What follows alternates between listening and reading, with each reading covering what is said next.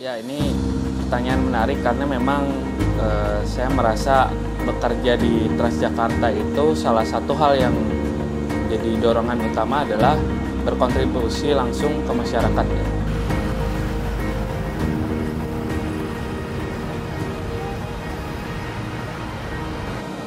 Baik, nama saya Insan Rido Cairwasni. Posisi sekarang sebagai Kepala Seksi Pengembangan dan Evaluasi Teknik di Transjakarta. Jadi tugas saya sehari-hari itu melakukan pengembangan armada ya, dan juga melakukan evaluasi dari performance maupun operasi yang ada di Jakarta, terutama yang berkaitan dengan armada. Misalnya perkembangan teknologi yang terbaru di dalam armada Transjakarta, dan juga perkembangan teknologi secara umum ya untuk armada yang akan dioperasikan seperti halnya bus listrik, seperti itu.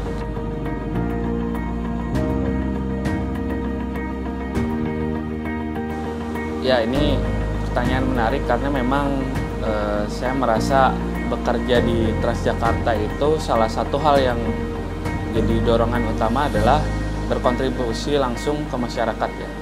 Jadi saya merasakan bahwa semua yang saya kerjakan di Transjakarta itu memiliki dampak langsung ke masyarakat. Misalnya saya memiliki modifikasi armada atau punya armada yang baru seperti bus listrik dan dipakai oleh masyarakat, itu menurut saya sangat puas bagi saya untuk merasakan hal tersebut gitu, dan melihat bahwa masyarakat bisa memanfaatkan dengan baik gitu. Nah, itu menurut saya salah satu motivasi mengapa saya ingin bekerja di Transjakarta. Dan selain itu juga saya saat masuk diberi tantangan juga untuk bisa membantu dalam implementasi bus listrik, sehingga saya merasa ada kontribusi baru dan dunia baru yang bisa saya selami dan menjadi tantangan selama mungkin bekerja di Transjakarta gitu.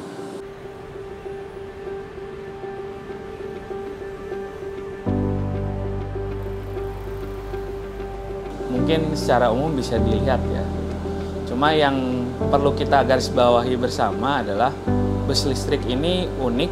Kenapa? Karena bus listrik bukan hanya kendaraan listrik yang memang tidak mengeluarkan emisi gas buang, tetapi juga adalah transportasi publik yang memang secara umum dari sejak lama juga turut membantu dalam mengurangi kemacetan, kepadatan di perkotaan gitu.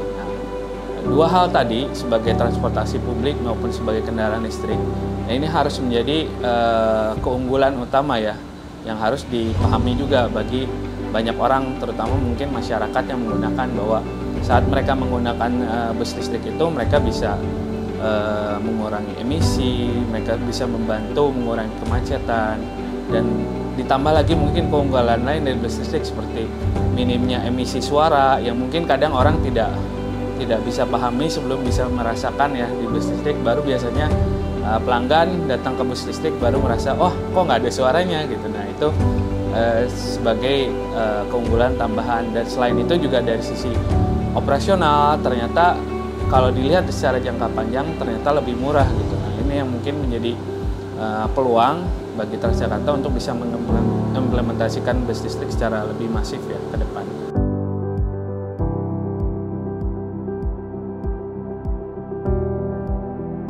Selalu bisa beradaptasi ya, artinya dengan perubahan teknologi, terus juga masyarakat yang terus berkembang agar bisa terus relevan ya. Artinya kita dengan misalnya dengan adanya bus listrik, kita artinya kita selalu relevan dengan teknologi yang ada di dunia ya, artinya selalu catch up, lalu selalu bisa untuk mengejar ketertinggalan, misalnya ada ketertinggalan.